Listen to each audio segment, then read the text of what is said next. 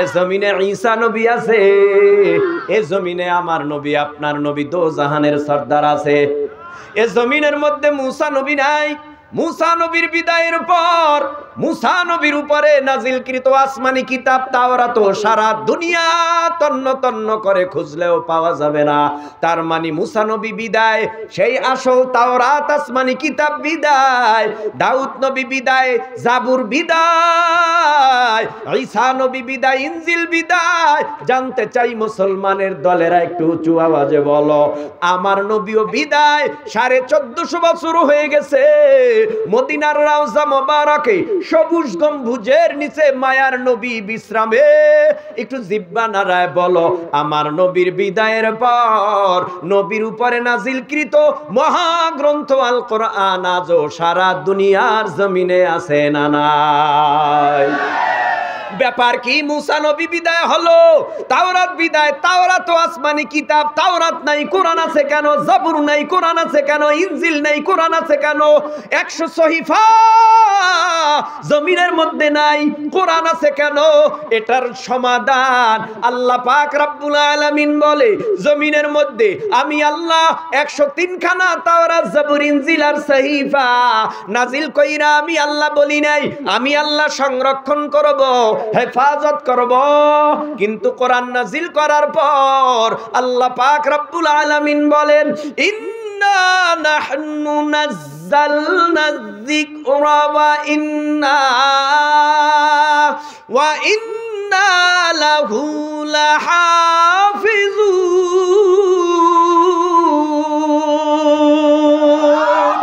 এই কালামে জিন্দা কুরআনে হাকিম, হিকমতে লা ইয়াজালাস্তু কাদিম, জামিউল ইলমি ফিল কুরআনে হাকিম, তাকাসুরাত আনহু আফহামুর রিজালি, ওয়া কুরআন কালামুল্লাহ বশানো কাদিমাস্তি কাদিমাস্তি নইন। ইন্না নাহনু নাযালনা যিকরা ওয়া ইন্না লাহু লাহাফিজুন। আল্লাহ বলেন, নিশ্চয়ই কোরআন নাজিল করেছি আমি আল্লাহ, আর এই কোরআনের হেফাজতের জিম্মাদারিও নিলাম আমি আল্লাহ। ও যুব সমাজ, কোরআন নাজিল হইল 1450 বছর হয়ে গেল। এই 1450 বছরের মধ্যে কত পণ্ডিত দুনিয়ার জমিনের মধ্যে এলো আর গেল, কত বেঈমান দুনিয়ার জমিনের মধ্যে এলো আর গেল। কোন বেঈমান আজ পর্যন্ত কোরআনকে জমিনের সাথে মিশায় দিতে পেরেছে? কথা কয় না। কোরআনের আলো নিভায় দিতে পেরেছে? কোরআনের আলো নিভায় দিতে পারে নাই, কারণ এটা আল্লাহর জিম্মায়। যারাই কোরআনের আলোকে নিভায় দেওয়ার ষড়যন্ত্র করেছে, এই 1450 বছরের মধ্যে ওই বেঈমানদেরকেই আমার আল্লাহ দুনিয়ায় আল্লাহর গজব দিয়া ধ্বংস করে দিয়েছে।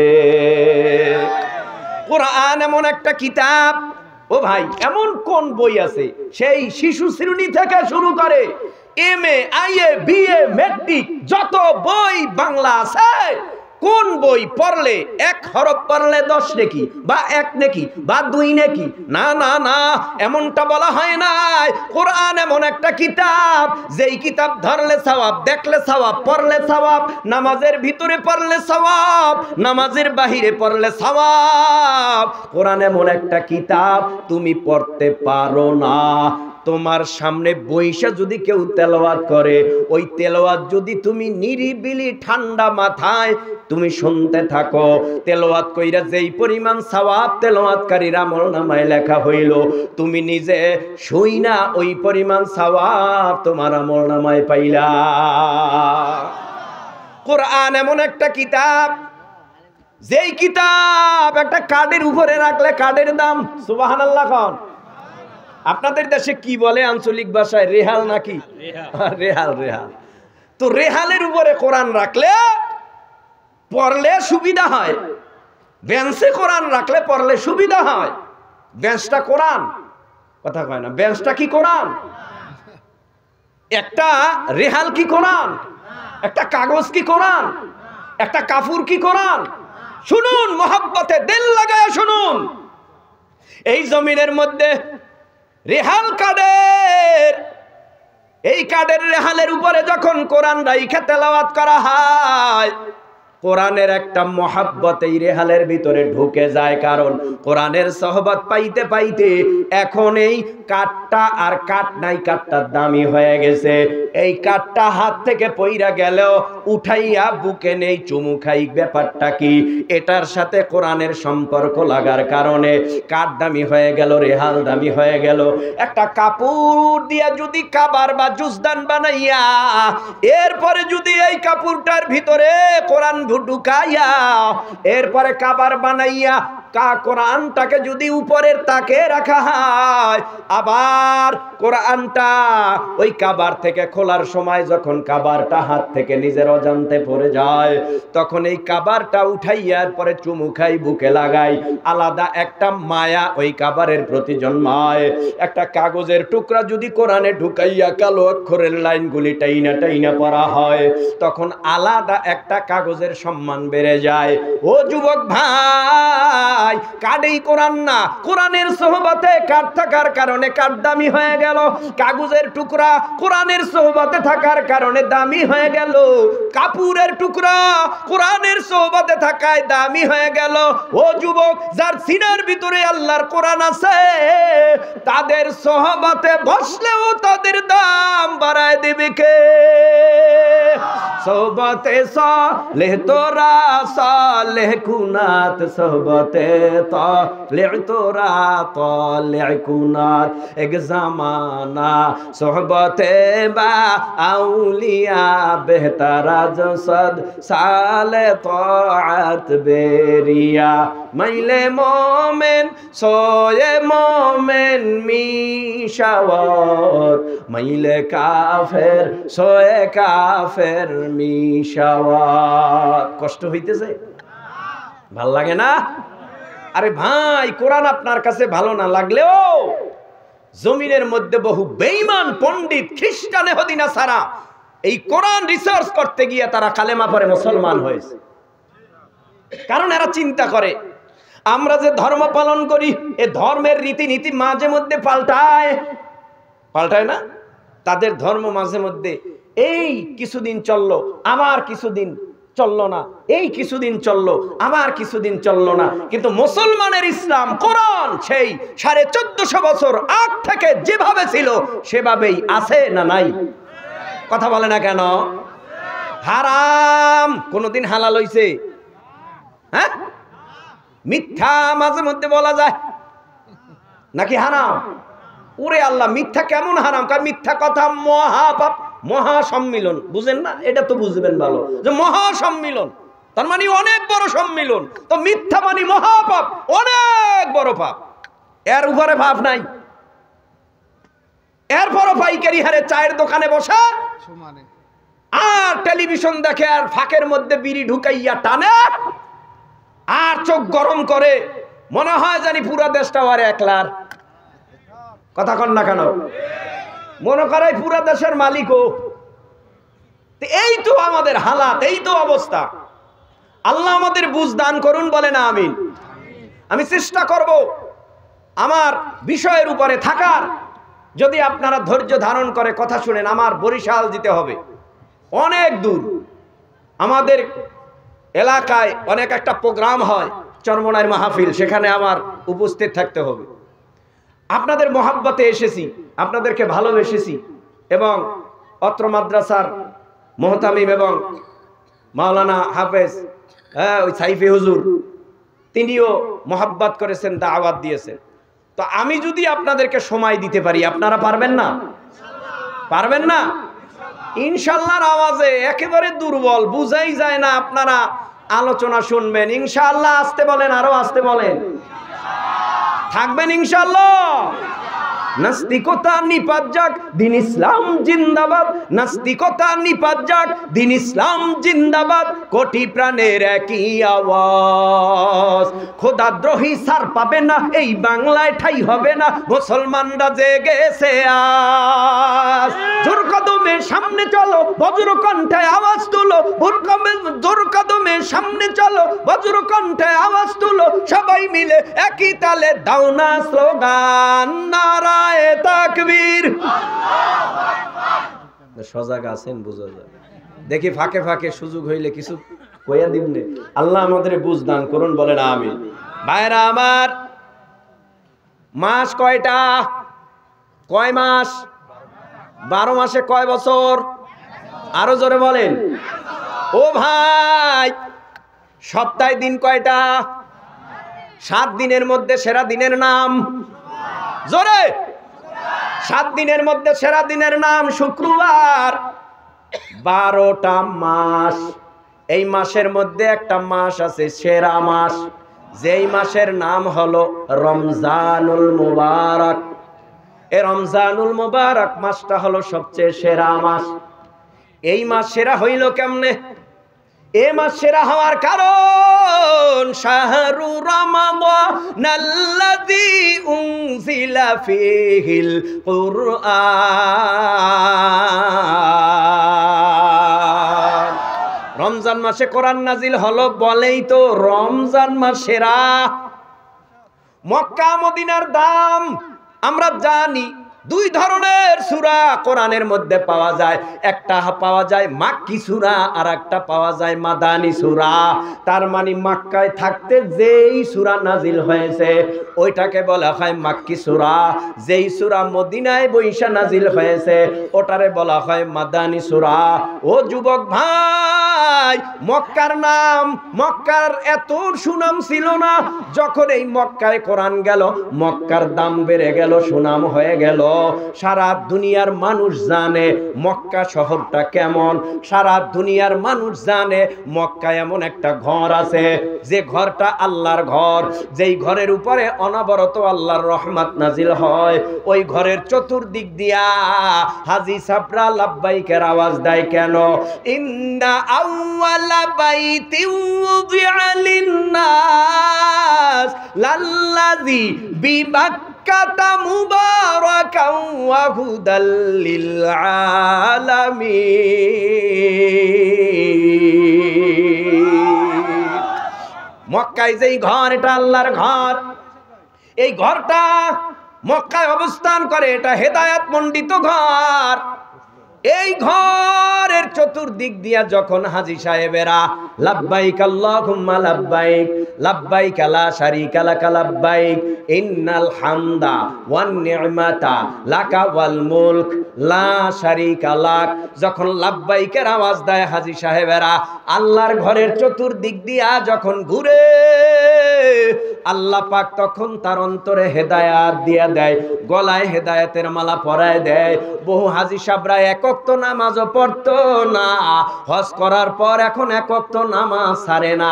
এরকম বহু হাজী সমাজে আছে না নাই?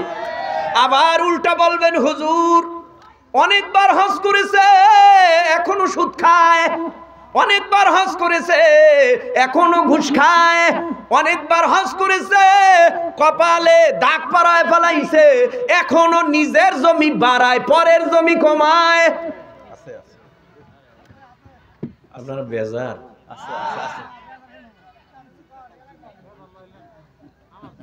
শক্ত কথা কমু, হ্যাঁ? পেটে ব্যথা হয়ে যাবে, কিন্তু পেটে ব্যথা হবে, তবুও পেটে ব্যথা হলেও তো এটার ঔষধ আছে দোকানে, কথা কন না কেন? তো পেটে ব্যথা হইলে পেটে ব্যথা থামানোর জন্য আমাদের কাছে অ্যান্টিবায়োটিক আছে, ওটা খাইলে আর পেটে ব্যথা থাকবে না। ঠিক কিনা জোরে বলে?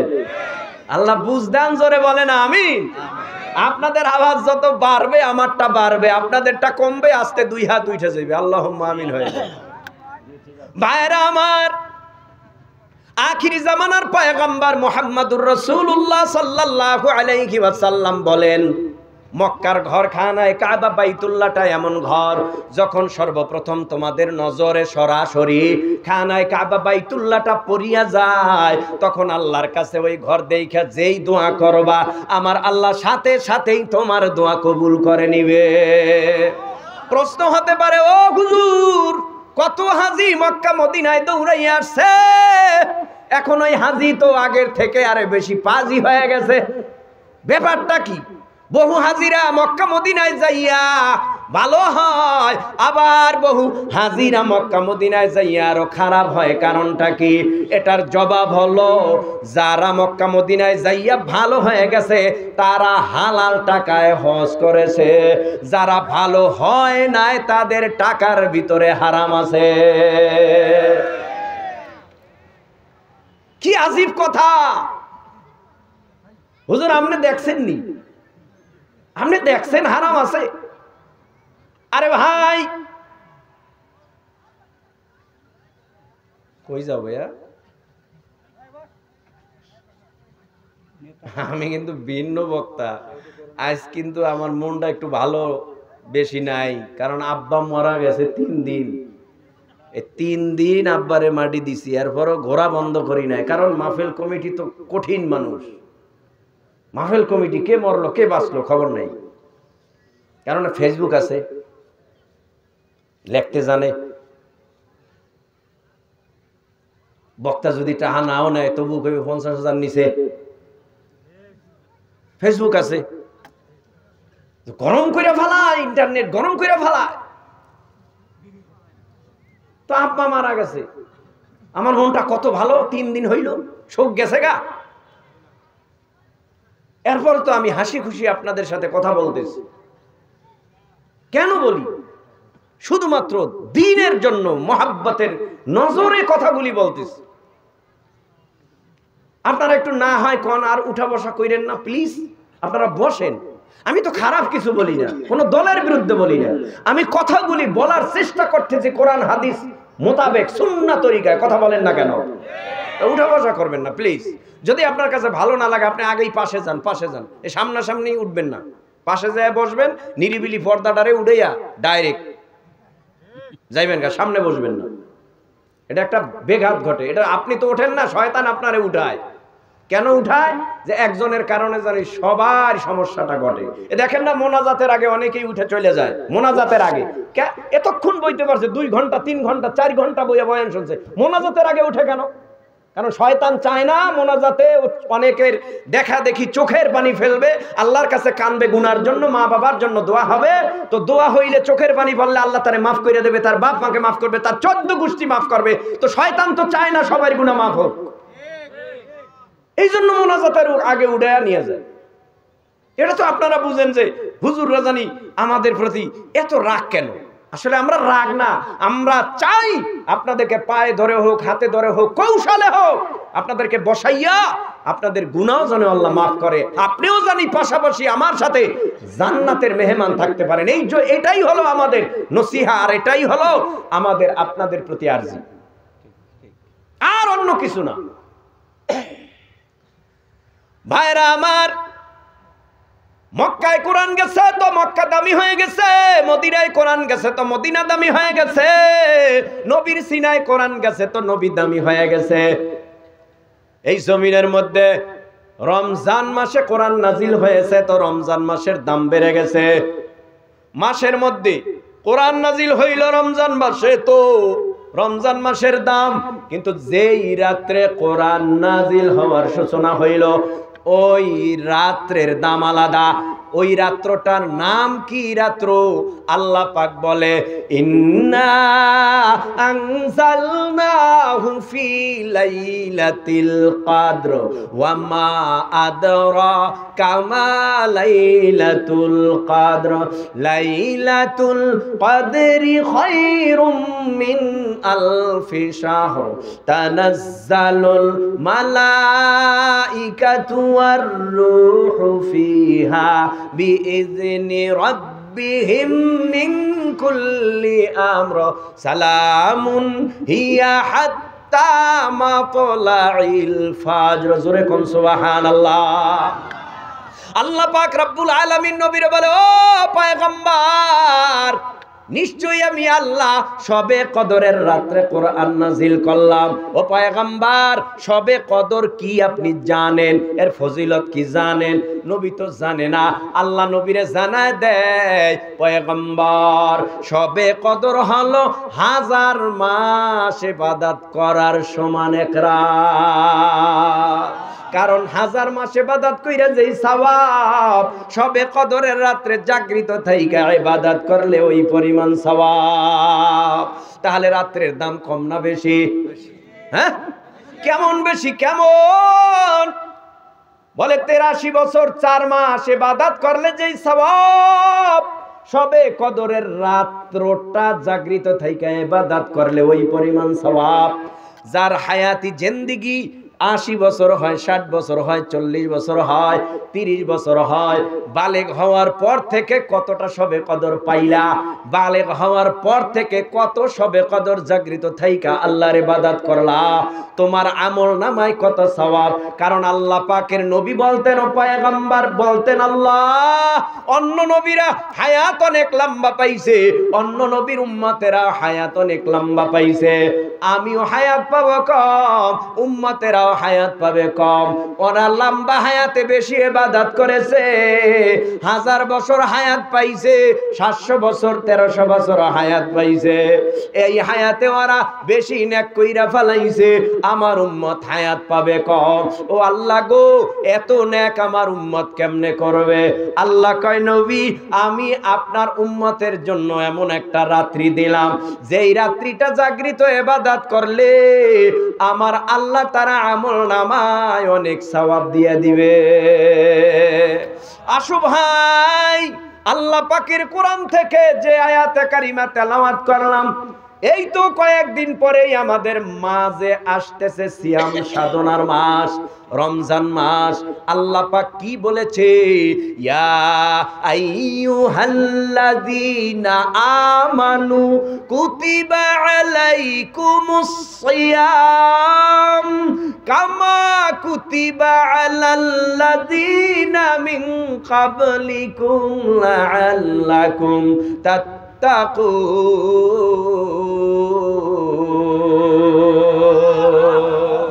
ইয়া আইয়ুহাল্লাযীনা আমানু, শর্ত আছে, শর্ত আছে। কি শর্ত? আমানু, হে ঈমানদারেরা। আল্লাহ বলে নাই হিন্দুরা, বৌদ্ধরা, খ্রিস্টানেরা, ইহুদি, নাসারা, চাকমা, মগ, শিখেরা তোমাদের উপরে রমজানের রোজা ফরজ করলাম। আল্লাহ বলে নাই ও হিন্দু তোমার উপরে রমজানের রোজা ফরজ, ও খ্রিস্টান, ইহুদি, নাসারা, চাকমা, মগ, শিখ, বেঈমানওয়ালা বেঈমান তোমার উপরে রমজানের রোজা ফরজ। আল্লাহ বলে নাই, শর্ত হলো আমানু। ইয়া আইয়ুহাল্লাযীনা আমানু কুতিবা আলাইকুমুস সিয়াম, আমি আল্লাহ তোমাদের উপরে ঈমানদারেরা রমজানের রোজা ফরজ করলাম, যেমনি ভাবে পূর্ববর্তীদের উপরে রমজানের রোজা ফরজ করেছিলাম। কেন ফরজ করলাম? লাআল্লাকুম তাত্তাকুন, যাতে তোমরা মুত্তাকি হতে পারো, আল্লাহ ভীরু হতে পারো। জোরে কোন সুবহানাল্লাহ। রমজানের রোজা সিয়াম পালন করলে আল্লাহ ভীরু হওয়া যায়, আল্লাহওয়ালা হওয়া যায়, বুজুর্গ হওয়া যায়। সুবহানাল্লাহ। রমজানের রোজা পালন করলে তাকওয়া অর্জন করা যায়। রমজানের রোজা কেমন? নবী কয় রমজানের রোজা হলো ঢাল স্বরূপ। ঢাল দিয়া কেন উদাহরণ দিতেন? বলে তদানীন্তন সময় নবীর যুগে ঢাল দিয়া শত্রুদের আক্রমণ রক্ষার্থে এই ঢাল ব্যবহার করত। অন্য পক্ষের আক্রমণ তীরের ধনুক যেন এই ঢাল ফিরায় দেয়, তলোয়ারের আঘাত যেন ঢাল ফিরায় দেয়, এই জন্য ঢাল দিয়ে নিজের আত্মরক্ষা করত। নবী বলেন রোজা হলো ঢাল স্বরূপ। যারা রোজা রাখবে এই রোজা নামক ঢালে তাকে গুনার থেকে বাঁচায় রাখবে। এই জমিনের মধ্যে যারা রমজানে রোজা রাখে, সাহারি খায়, সাহারি খায়নি, সাহারি খায়, সাহারি খাওয়ার পর সূর্য অস্ত যাওয়ার আগ পর্যন্ত, তার মানে ওই সাহারির পর থেকে সেই ইফতার পর্যন্ত জমিনের মধ্যে বান্দার পানির পিপাসা কি লাগে না বলে হ্যাঁ লাগে, ক্ষুধা কি লাগে না বলে লাগে, সে কি কোনো সুযোগ পায় না খাইতে বলে পায়। ঘরের ভিতরে বাচ্চাও নাই, বিবিও নাই, মা নাই, বাবা নাই, পানির পিপাসায় কলিজা শুকায় গেছে, তিনি খেতে কাজ করতেছে, বিলে কাজ করতেছে, ও ভাই চাষাবাদ করতেছে। সূর্যটা চৈত্র মাসে মনে হয় যেন নিচে নেমে আসে, এমন একটা ভাব পয়দা হয়। সূর্যের প্রখর তাপে জমিনের পিচ ঢালাই, পিচগুলি গলে যায়, ঘেমে যায়, অল্প পুষ্কনির পানি গরম হয়ে যায়, খালি পায় বালু দিয়া হাঁটা যায় না, বালু গরম হয়ে যায়। এত দূর থেকে সূর্য তা দেয়, জমিনের মধ্যে পানির পিপাসা লাগে, কিন্তু কলিজাটা শুকায় যায়, তারপরও খায় না।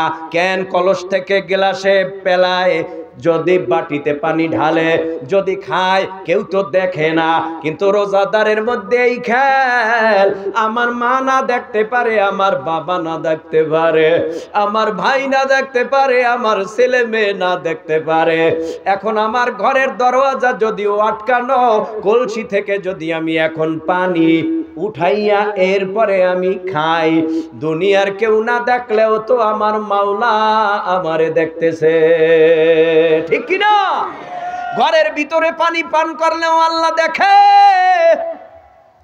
এই জমিনের মধ্যে রোজা রাখলে আল্লাহর ভয় অন্তরের ভেতরে জমা হয়। আল্লাহর ভয় অন্তরের মধ্যে জমা হতে হতে হতে হতে এই বান্দা 30টা রোজা রাখার পর যখন শাওয়ালের চাঁদ উঠে, এরপরে ঈদগার ময়দানে যাইয়া বান্দা যখন ঈদুল ফিতরের নামাজ আদায় করলো, আল্লাহ পাক তার মধ্যে এমন ভয় ঢুকায় দিছে, দাড়ি কাটতো রোজা রাইখা দাড়ি কাটা বন্ধ, আগে নামাজ ছাড়তো রোজা রাইখা নামাজ ছাড়া বন্ধ, আগে মিথ্যা বলতো রোজা রাইখা মিথ্যা বলা বন্ধ, আগে অন্যায় করতো এখন রোজার পর অন্যায় বন্ধ হয়ে গেছে। এরকম হাজার প্রমাণ রোজা রাখনেওয়ালা এরকম 2-1 জন আপনাদের এই অত্র অঞ্চলেও আছে না নাই? রোজা রাখার পরে পুরা ভালো। এজন্যই তো আল্লাহ বলে রোজা রাখো, কারণ তোমার ভিতরে আমি আল্লাহর ভয় পয়দা হবে। আর আল্লাহর ভয় যার ভিতরে পয়দা হয়, তার জীবন যাবে তবুও তার থেকে একটা গুনাহ হবে না। আল্লাহর ভয় যার ভিতরে পয়দা হয়, জীবন দেবে কিন্তু তারপরও ঈমান দেবে না। আল্লাহর ভয় যার ভিতরে পয়দা হয়, জীবনটা বিলীন করে দিবে তারপরও ঈমান দেবে না, গুনাহ করবে না, মিথ্যা বলবে না, হারাম খাবে না, সুদ ঘুষের দিকে যাবে না, এক কথায় অন্যায় করবে না। জমিনে যারা আল্লাহরে ভয় করে তাদের দ্বারা নেক ছাড়া অন্যায় হয় না। লাআল্লাকুম তাত্তাকুন, মুত্তাকি হওয়ার জন্য রমজানের রোজা পালন করতে হয়। আবার একদল বেয়াকুব কপাল পোড়া, মায়ার পর্দা নাই, বিবির পর্দা নাই, ঘরে পর্দা নাই, হঠাৎ রেস্টুরেন্টের মধ্যে ওই রমজানের চাঁদ ওঠার সাথে সাথেই ঠিক কইরা রাখে কোন পর্দা লাগাইতে হবে দোকানে, কোন পর্দা লাগাইতে হবে রেস্টুরেন্টে, হোটেলে, কারণ চোরেরা খাইবে, তাদেরকে যেন খাওয়ার মতো পর্দা দিয়া ব্যবস্থা করে দেওয়া যায়। রোজা চোরেরা খাবে, গোপনে খাবে, এজন্য পর্দা দেওয়া লাগবে না, এজন্য পর্দা দিয়া রাখছে। আপনারা কি বেজার হন? আপনাদের এলাকার মানুষ আপনারাই সচেতন হয়ে গেলে দিনের বেলা কোনো হোটেল রেস্তোরাঁ খোলা রাখতে পারবে না, কারণ এটা ইমানি দায়িত্ব। এই ইমানি দায়িত্ব শুধু আমি হুজুরের কেন, ইমানি দায়িত্ব ইসলামিক দলের কেন, ইমানি দায়িত্ব প্রত্যেকটা কালেমাওয়ালা মুসলমানের। কথা বলেন ঠিক কিনা? প্রত্যেকটা মুসলমানের দায়িত্ব হলো কিভাবে রমজানের পবিত্রতা রক্ষা করা যায়। এ ভাই, হাতের রোজা নাই, কানের রোজা নাই, চোখের রোজা নাই, জবানের রোজা নাই, পায়ের রোজা নাই। হুজুর এটা আবার কেমন? চোখে কি খায়, কানে কি খায়, নাকে কি খায়? উনি মনে করছেন না খাইয়া থাকাটাই মনে হয় রোজা। উনি মনে করে যে না খাইয়া থাকাটাই রোজা। আরে ভাই, আপনি খাইতে পারলেন না সাহারি, আপনি নিয়ত করে ফেলছেন সাহারির সময় শেষ, আপনি খাইতে পারেন না কিছুই, হঠাৎ করে আপনি নিয়ত করলেন আমি রোজা রাখবো, আপনার রোজা হবে না?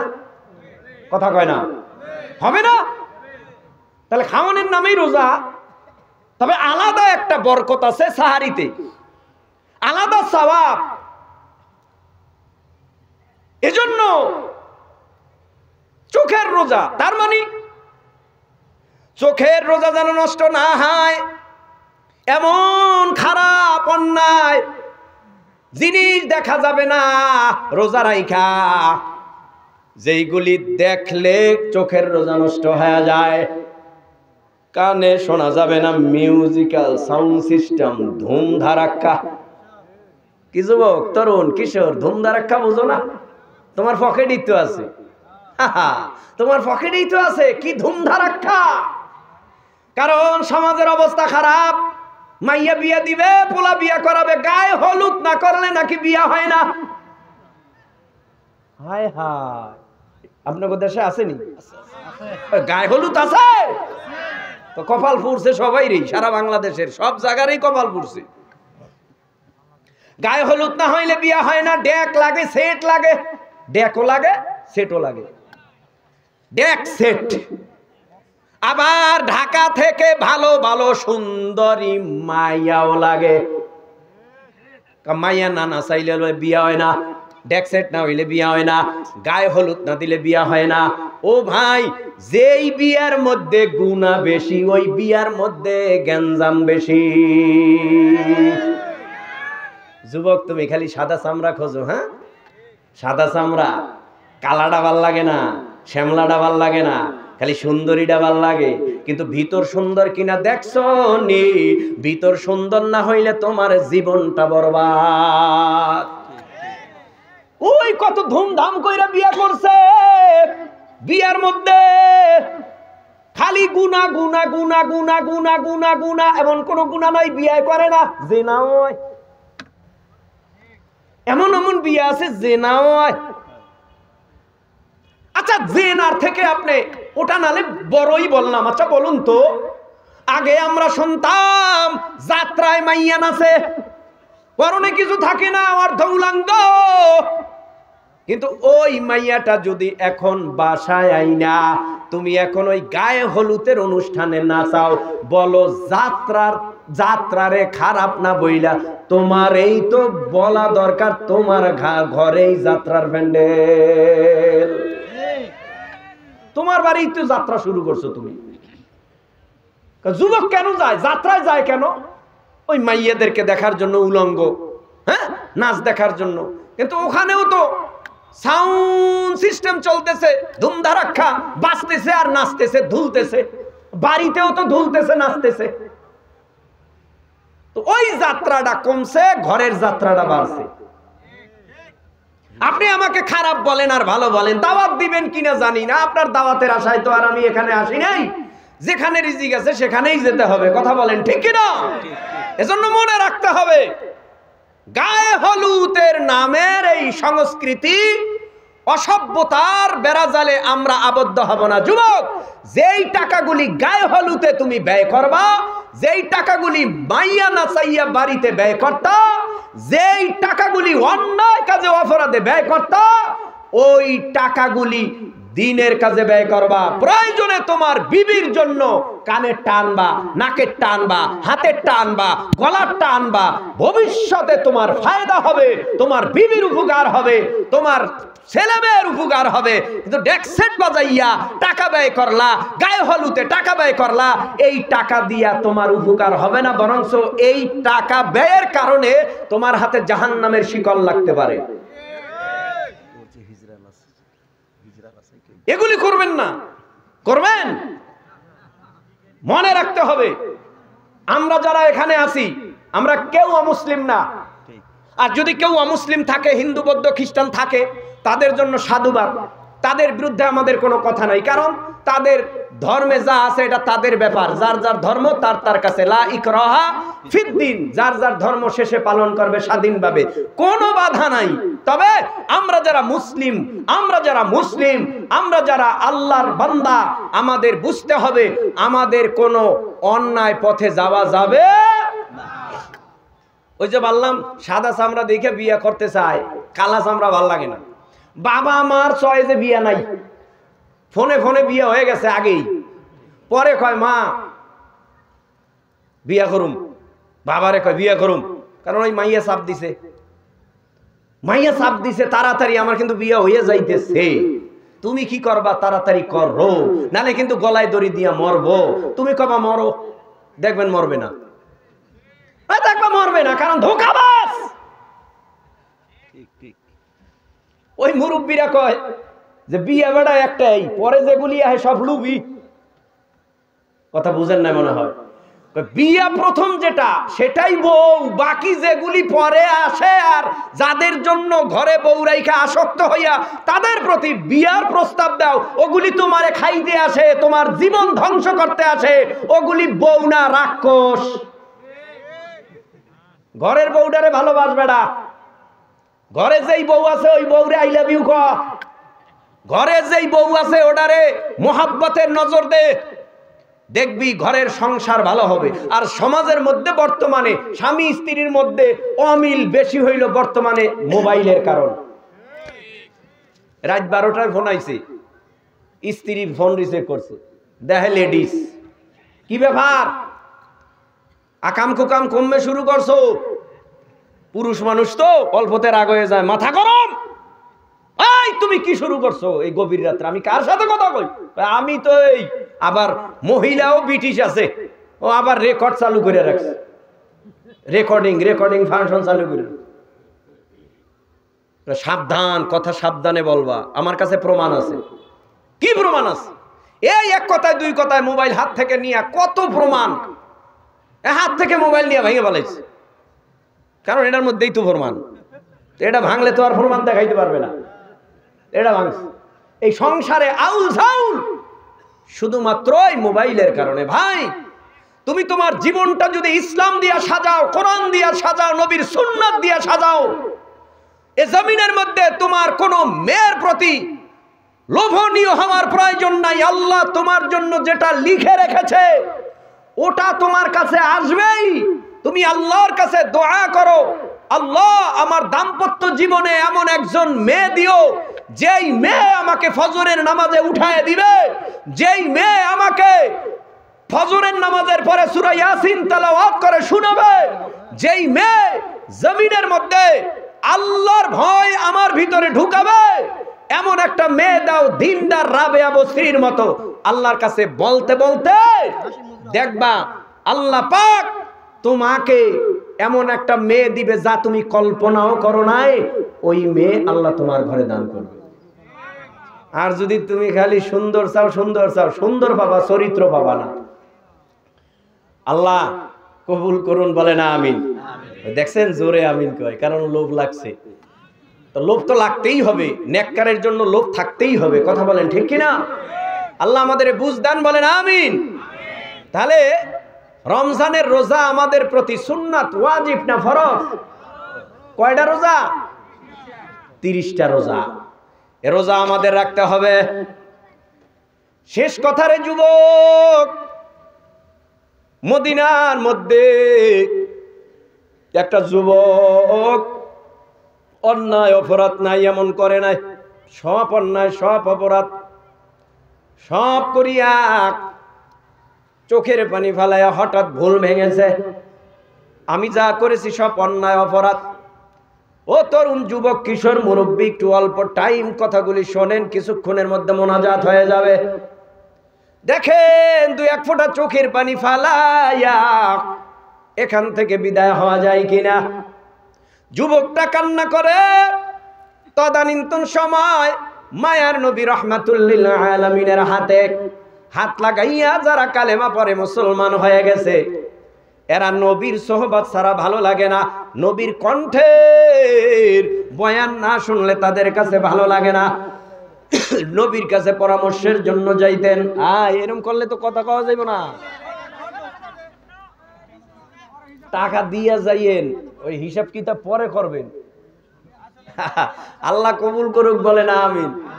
রাগ হয়ে উঠে যাইতেছেন নি, ওই যে যায় এরা জরুরত স্বার্থে যায়। 1 নম্বর 2 নম্বর আছে না, এগুলি সারাও তো লাগে, মুরব্বী হয়ে গেছে, বয়স হয়েছে। রাতও কি কম নি, রাত 12টা 12:15 বাজে। আল্লাহ বুঝার তৌফিক দান, বলেন আমিন। যুবক কান্না করে মদিনার ভেতরে চোখের পানি ফালাইয়া। উমর যাইতেছে নবীর দরবারে। কি ব্যাপার? বলে নবীর চেহারা না দেখলে ভালো লাগে না। হযরতে উমর রওনা করেছে মায়ার নবীর চেহারা দেখার জন্য, বয়ান শোনার জন্য। নুরানি রুহানি বয়ান শুনলে অন্তরটা নরম হয়ে যায়। নবীর বয়ান এত মজার বয়ান, নবীর কথা এত সুন্দর কথা, নুরানি রুহানি কথা শোনার জন্য সামনে আগাইতেছে। হঠাৎ মায়ার নবীর দরবারে যায়, মদিনায় দেখতেছে একটা যুবক গড়াইয়া গড়াইয়া ফোফাইয়া ফোফাইয়া বাচ্চাদের মতো হাউ মাউ করে কান্না করে। হযরতে উমর বলে, ও ভাই যুবক, কান্না করো কেন? কি হইছে তোমার? কয় ভাই আমি বড় অপরাধী, জাহান্নামের আসামি, জাহান্নামের কেট, আমি বড় অপরাধী। আল্লাহ কি আমারে মাফ করবে নাকি জাহান্নামে আমার জ্বলা লাগবে আমি জানি না, তবে আমি যেই পাপ করেছি মনে হয় আল্লাহ ক্ষমা করবে না। হযরতে উমর বলে, কি পাপ করেছো একটু শোনা যাবে? হযরতে উমরকে বলে, আপনি কি সহ্য করে থাকতে পারবেন আমার গুনার কথা শুনলে? কয় তুমি বলো না দেখি থাকতে পারি কিনা। এবার যুবক কান্না করে আর বলে, আমি এই পাপ করেছি, অন্যায় করেছি। হযরতে উমর এই পাপের কথা শুই না রাগে ফেটে পড়ে আর বলে, এত বড় অন্যায় কি কেউ করে? এত বড় অপরাধ কি কেউ করে? আমি উমর অন্যায়কারী কম না। মায়ার নবীর দেহ থেকে কল্লা নামাইবার জন্য এই হাতের তলোয়ার নিয়ে গিয়েছিলাম, কিন্তু না আমিও তো কালেমা পরে মুসলমান হয়ে গেলাম, আমিও তো অপরাধী। তবে আমার মনে হয় আমার অপরাধের চাইতেও তোমার অপরাধ আমার কাছে বড় মনে হয়। যুবক চোখের পানি ফালাইয়া কান্নার আওয়াজ আরো বাড়ায় দিছে। হঠাৎ মায়ার নবীর দরবারে হযরতে উমর চলে গেল, নবীর কাছে গিয়া বসলো। বসার পর হঠাৎ নবীর নজর পড়ছে উমর দি চোখের পানি ফালাইয়া বাচ্চাদের মতো কাঁদে। উমর কাঁদো কেন? কয় নবী আমার গুনার কথা স্মরণ করে কান্না করি, আল্লাহ কি আমারে মাফ করবে নাকি জাহান্নামের আগুনে জ্বলা লাগবে, এই জন্য আমি কান্না করি। উমর আল্লাহর নবী বলে, উমর না, তুমি খুলে বলো। ও পয়গম্বর, আমি আপনার সোহবতে আসার সময় দেখলাম একটা যুবক হাউমাউ করে কাঁদে, এই জন্য আমি চিন্তা করলাম যুবকটা কেন কান্দে, গুনার কারণে কান্দে। কি গুনাহ করেছে? ওই গুনার কথা শোনার পর আমি উমর চোখের পানি ফেলাইতে আরম্ভ করলাম। আমি চিন্তা করলাম এত বড় গুনাহ কি কেউ করে? নবী বলেন, ওই যুবকটা কি মদিনায় আছে? নবী আপনি যদি অনুমতি দেন আমি দেখে আসতে পারি, দেখেন আছে কিনা। উমর তালাশে বের হয়ে গেল। যুবক আগের মতোই কান্না করে। এবার যুবকরে ডাক দিয়া কয়, ও ভাই, আল্লাহর নবী তোমাকে তলব করেছে, তাড়াতাড়ি চলো নবীর দরবারে চলো। নবীর দরবারে নিয়ে গেল। নবীর দরবারে যাওয়ার পর মায়ার নবী বলে, ও যুবক, কান্না করার কারণটা কি আমি জানতে পারি? যুবক চোখের পানি ফালায় বলে, ও নবী, ভাই উমরের কাছে আমি গুনার বর্ণনা দিলাম, দূর করে আমারে তাড়ায় দিছে। আপনার কাছে যদি আমি গুনার বর্ণনা দেই, মনে হয় আপনিও আমারে তারায়া দিবেন। তবে আপনি যেহেতু রহমাতুল লিল আলামিন, রহমতের নবী, আপনার কাছে কিছু কথা বলা যায়। কি বলো? বলে ও পয়গম্বর, আমি একটা চোর। চোর চোর। নবী কয় তওবা করো, চুরির গুনাহ মাফ হয়ে যাবে। ও নবী, আমি যে চোর, সাধারণ চোর না, আমি ঘরের ডাল চাল চুরি করি না, গহনা স্বর্ণ চুরি করি না। কি চুরি করো? বলে আমি কবরের মধ্যে যখন লাশ রাইখা সবাই চলিয়া যায়, ওই কবর খনন করিয়া এরপরে কাফনের কাপড়টা আমি চুরি কইরা এরপরে বাজারে বিক্রি করে আমি এ দিয়ে আমার সংসার চালাই। এটাই হলো আমার কাজ।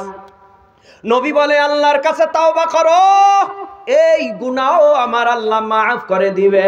কয় নবী আরো বড় মারাত্মক গুনাহ। কি গুনাহ? এবার যুবক কেঁদে কেঁদে বলে পয়গম্বর, এই মদিনার মধ্যে এমন একটা মেয়ে ছিল, যে ছিল অনেক সুন্দরী রূপসী, যেই মেয়েটার জন্য এই মদিনার শতে শতে যুবক পাগল ছিল।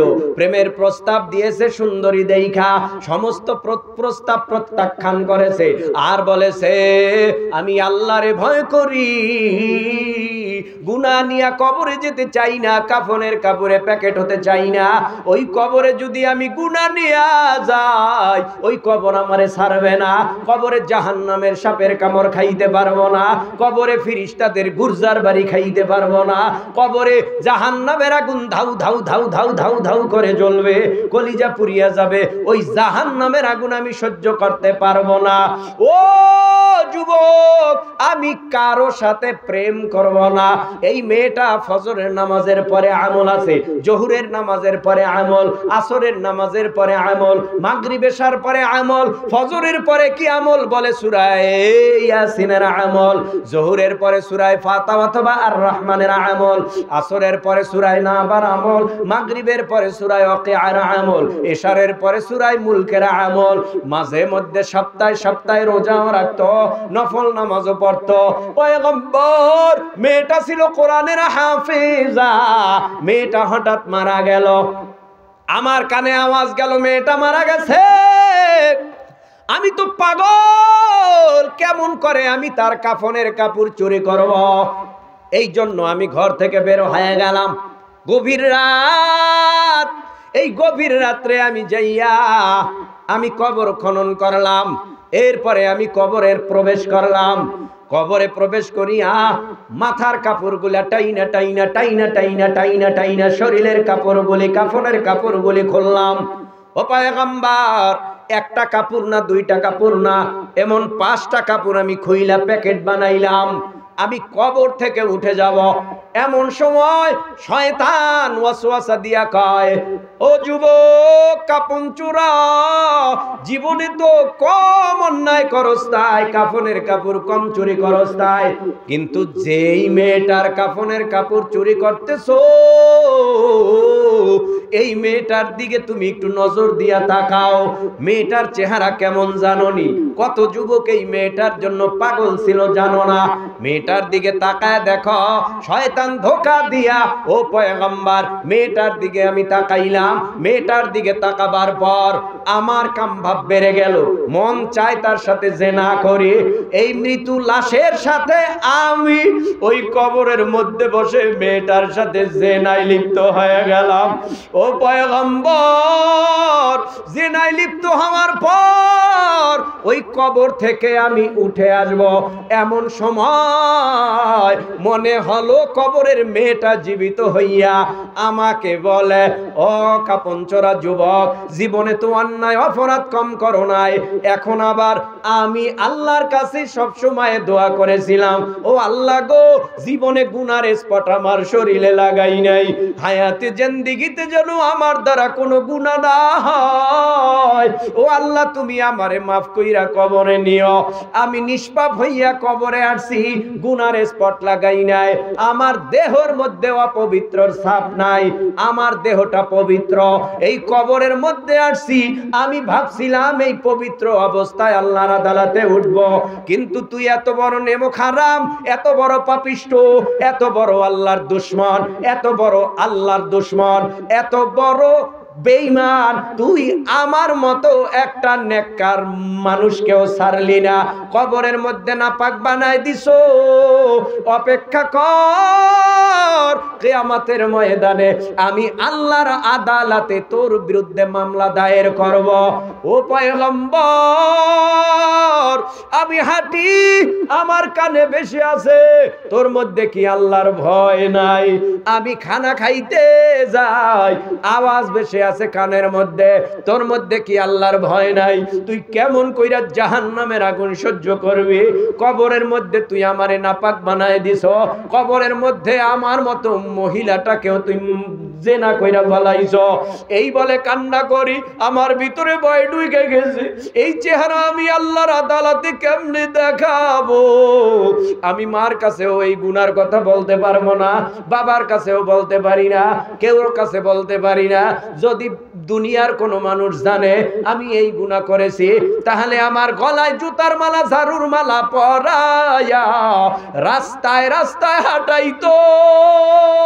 ও পয়গম্বর, এই অন্যায় আমি করেছি। নবীও কাঁদে, সাহাবায়ে কেরামও কান্না করে গুনার কথা শুই না। নবী বলে, এমন গুনাও কি কেউ করে? যাও, তুমি আমার থেকে দূরে চলে যাও, না জানি আল্লাহর গজব নাজিল হয়, আল্লাহরে ভয় পাই। এই কথা বলে যুবক চলে গেল নিরাশ হইয়া। যাবে কোথায়? মার কাছে যাবে, বাবার কাছে যাবে, ভাইয়ের কাছে যাবে, সমাজের কাছে যাবে? না না না না না না না। এ যুবকটা যাইতে যাইতে মদিনার অনেক বড় উঁচু পাহাড়ের টিলায় উঠা কান্না করে আর বলে, নবীর কাছে গেছিলাম, আল্লাহ নবী আমারে তাড়াই দিছে, আমার গুনাহ মনে হয় অনেক বড়। ও আল্লাহ, কোথায় যাব? যাওয়ার মতো কোনো জায়গা নাই, তোমার দরবারে আমি আসছি, আমি তো অপরাধী। আল্লাহ, তুমি তো আমারে বানাইছো, অপরাধ তো কইরাই ফালাইছি, কিন্তু এখন যাব আর কই? তুমি মাফ না করলেও তোমার দুয়ার ছাড়বো না, তুমি মাফ করলে করো, না করলে নাই, কিন্তু তোমার দরজা ছাড়বো না। খানার খেল নাই, ঘুমের খেল নাই। এ বান্দা সিজদায় পড়ে কাঁদতেছে, চোখের পানি ফালাইতেছে। হঠাৎ একদিন, 2 দিন না, 10 দিন, 20 দিন, 30 দিন কান্না করলো। 40 দিনের দিন ফজরের নামাজ পড়া নবী সাহাবায়ে কেরামের দিকে মুখ ফিরে ঘুরে বসলো। হঠাৎ জিবরাইল আমিন আইসা নবীকে আল্লাহর তরফ থেকে কয়েকটা প্রশ্ন করলো। ও পয়গম্বর, আল্লাহর তরফ থেকে কয়েকটা প্রশ্ন করার জন্য আল্লাহ আদেশ করেছে। কে প্রশ্ন ভাই জিবরাইল? করো। কয়, সারা দুনিয়া কে বানাইছে? নবী বলেন, আল্লাহ বানাইছে। তামাম পৃথিবীর মাখলুক কে বানাইছে? কয়, আল্লাহ বানাইছে। রিজিক কে দেয়? বলে আল্লাহ দেয়। সবই আল্লাহ। কয়, হ্যাঁ। বান্দা যদি অন্যায় করে, গুনাহ আপনি ক্ষমা করেন নাকি আল্লাহ করে? কয়, আল্লাহ করে। কয়, 40 দিন আগে একটা কাপন চোরা জেনাকার যুবক আপনার কাছে এসেছিল, আপনার কাছে জায়গা হয় নাই। এই 40 দিন সিজদায় পড়ে পাহাড়ের উঁচু টিলায় কান্না করেছে। ওই যুবকের জায়গা আল্লাহর আদালতে হয়ে গেছে।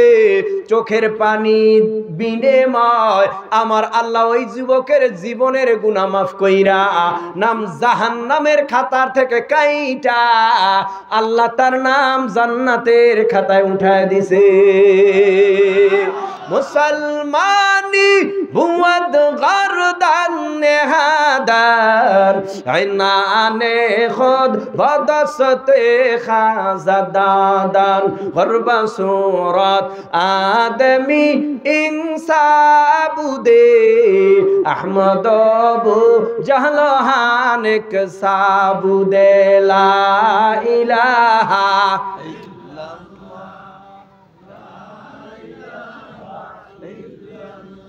জোরে লা ইলাহা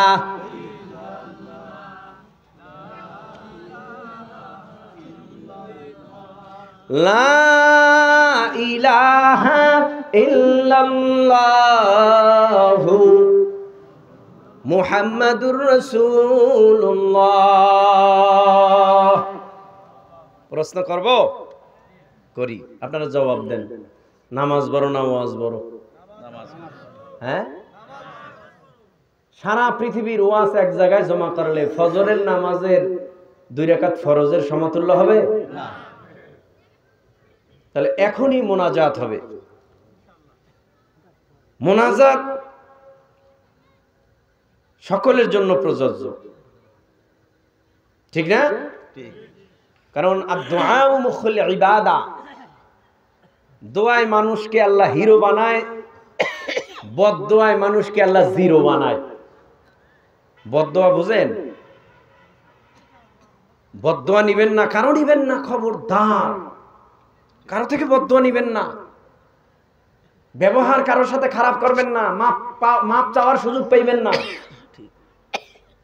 মাপ চাওয়ার সুযোগ আল্লাহ দিবে না, আগেই মাপ চায় রাখেন সবার কাছে। ও ভাই, আমি যদি ভুল করে থাকি মাফ করে দিয়েন, এরকম মাপ চায় রাখেন। মার কাছে মাপ চায় রাখেন, মা আমার কথায় আপনি বেজার হইতে পারেন, মাফ করে দেন। বাবার কাছে মাপ চায় রাখেন, মুরব্বীদের কাছে মাপ চায় রাখেন, সমাজবাসীর কাছে মাপ চায় রাখেন। মসজিদে যান না ভাই, আপনি মসজিদে যান, 5 ওয়াক্ত নামাজে যান। মসজিদে গেলেই তো একজন আর একজনের সাথে দেখা হয়, কথা হয়, মাপ চান, আল্লাহর কাছে চান। এমন একটা সময় আসবে, আজরাইল যখন আসবে কাউকেই এই জমিনের মধ্যে সুযোগ দিবে না। আপনি আমি বলবো একটু দেও, একটু সময় দাও। দেখেন না, মৃত্যুর সময় রুহুটা আসমানে যায়, জমিনে যায়, খালি দৌড়ায়, দৌড়াদৌড়ি করে। মৃত্যুর সময় পাগল হয়ে যায়, মৃত্যু ব্যক্তি পাগল হয়ে যায়। খাসা থেকে পাখিটা যখন উড়ে যায়, পাখি কি শান্তি, হ্যাঁ, খুশি। আর যার এই জমিনের মধ্যে আল্লাহর ভয়, তাকওয়া, আল্লাহর হুকুম, নবীর তরিকায় চলেছে, এই ব্যক্তি মরণের সময় সুসংবাদ নিয়ে মরবে। সুবহানাল্লাহ কোন? ঘুমাইতে আছে, ঘুমাইতে আছে, সুবহানাল্লাহ কোন?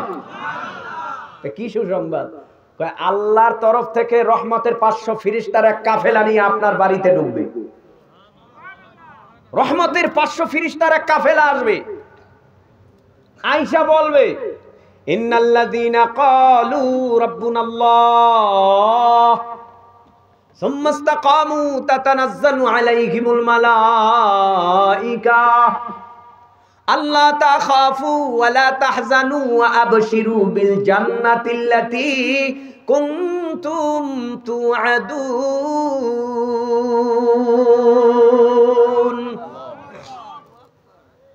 তুমি যেই রবকে স্বীকার করে নিয়েছো, আমাদের রবকে আল্লাহ, আল্লাহকে যারা ইস্তেকামাতের সাথে স্বীকার করে নিছে, তাদের কাছে রহমতের ফেরেশতা আসবে 500। আয়েশা বলবে, আল্লাহ তাখাফু, ওই ওলি আল্লাহ গাউস কুতুব নামাজি দিনদার মুমিন, তোর ভয় নাই। দেখছেন দেখছেন কত সুন্দরভাবে বলবে।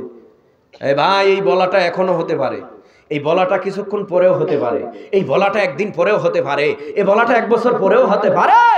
বলাটা তো হবেই, বলবেই, কারণ মানুষ যেহেতু হয়েছি, প্রাণ যেহেতু আছে, মৃত্যু একদিন হবেই। আল্লাহ তাখাফু, ভয় নাই, ওয়ালা তাহজানু, তোমার চিন্তা নাই। যার চিন্তা নাই, যার ভয় নাই, তার কি আছে? সুবহানাল্লাহ।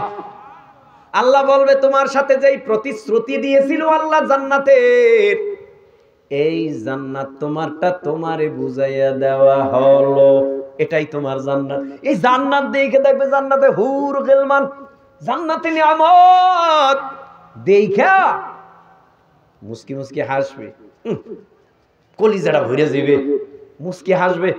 ওই হাসি মুখে জান্নাত দেখতে দেখতে আজরাইল এই সুযোগে জান কবজ করে নিবে। জান কবজ করে নেওয়ার পর ওই যে হাসি দিছে জান্নাতের নিয়ামত দেখা, মরণের পরেও বহু ইমানদারের চেহারায় হাসি ফুইটা থাকে, থাকে না? হাসি ফুইটা থাকে। আবার যাদের চেহারা কালা হয়ে যায়, কালা, জাহান্নাম দেখায়, ওই যে দেখ জাহান্নাম, ওই দেখ জাহান্নাম, ওই দেখ জাহান্নাম, এটা তোর কামাই, তুই জীবনে যা করছ তো জান্নাত পাবি না। জান্নাতও দেখানো হয়, জান্নাত দেখাইয়া বলবে এ জান্নাত থেকে তোকে বহিষ্কার করা হলো, এই যে জাহান্নাম দেখো সেই জাহান্নাম তোর জন্য অবধারিত, এই জাহান্নাম তোর ঠিকানা। ভালো মানুষ হয়ে যাইতে চাই তো ওয়াদা করবেন 5 ওয়াক্ত নামাজ পড়বেন 5 ওয়াক্ত। কারা কারা রাজি? নারায়ে তাকবীর। 5 ওয়াক্ত নামাজ পড়বেন। আমার কাছে ভালো লাগছে আপনাদের উপস্থিতি। দ্বিতীয় নাম্বার, এই যে ফাঁকা জায়গা রয়েছে এটার জন্য খারাপ লাগছে। আরে লোক নাই, কেটা কইছে? আপনি জানেন লোক নাই? আরে লোক নাই, যদি দিতে পারতেন একটু তাবারাক খাইয়া হইতো মোবারক। কথা কন না কেন? কিসের দোকানপাট? এরা এগো একটা টাইম আছে, হুজুর কতক্ষণ বয়ান করবে এটা তো আমরা জানি, তো ওই টাইম অনুযায়ী আইসা লাইন দিত। এখনো যদি কই তাবারাক ডাইন থেকে দেওয়া শুরু করেন, একদল তাবারাক খাওয়ান নাই দৌড়। ঘরে যদি কম্বল মুড়া দিয়ে থাকে কম্বল ফালাইয়া তারপরে দৌড়, যে তাবারাক যাইতেছে তাড়াতাড়ি চল। কথা কন না কেন? আপনারা কি তাবারাকের আশায় আইছেন? কার আশায়? আবার দেখা হবে ইনশাআল্লাহ বলেন। বিশেষ করে আপনাদের মাদ্রাসার মুহতামিমের সাথে আমার পরিচয়, হ্যাঁ হাফেজ সাহেবের সাথে পরিচয়, বিশেষ করে আব্দুল সালাম সাইফি ভাই। আমি মোটামুটি এদিকে প্রোগ্রাম করলে ওনার মাদ্রাসায় থাকা হয়, ওনার মাদ্রাসায় এসেছিলাম ওয়াজে। সে সুবাদে এখানে আসা, যাদের মন ভালো তাদের কাছেই যাওয়া হয়, ঠিক না? যাদের মন দিল ভালো না তাদের কাছে যাওয়া হয় না। আমি তো যাই না, আপনারা জান কিনে জানি না। তো মন দিল ভালো, এদের জন্য দোয়া করবেন। বিশেষ করে এরা মোটামুটি ওয়াজ জগতেও আলোচনা বিভিন্ন জায়গায় করে, এদের জন্য দোয়া করবেন। আল্লাহ যেন দিনের জন্য কবুল করেন। আপনাদের এলাকার গৌরব, এই যে মাদ্রাসায় একজন হাফেজ হইল, এটা আপনাদের মাদ্রাসা এলাকায়, এটা আপনাদের জন্য গৌরব। এ হাফেজ তো আর হাফেজ থাকবে না, এ তো মাওলানা হবে। এ মাওলানা তো আর মাওলানা থাকবে না, এ তো মুফতি হবে। এ মুফতি তো মুফতি থাকবে না, তো মুহাদ্দিস হবে। সারা পৃথিবী ঘুরে ঘুরে দিনের আওয়াজ দেবে। তার মানে এক হাফেজ সব দিয়া লক্ষ হাফেজ তৈরি হবে। সওয়াব তো পাইতে থাকবেন। আল্লাহ তাআলা বুঝার তৌফিক দেন। এবং যারা আমরা উপস্থিত আছি মোনাজাত দেব আপনাদের। আমি মা নাই, আমার মতো এতিম আর কেউ নাই। এতদিন বাবাই ছিল, মা গেছে 2 বছর আগে, বাবাই গেল 2 বছর পর। আমার মতো এতিম আর কেউ নাই। আমার মতো মা বাবা হারা এতিম কারা আছেন? একটু হাত জাগান তো। মাও নাই বাবাও নাই, এমন কারা আছেন? হাত নামা। এতিমের দোয়া আল্লাহর দরবারে কবুল হয়।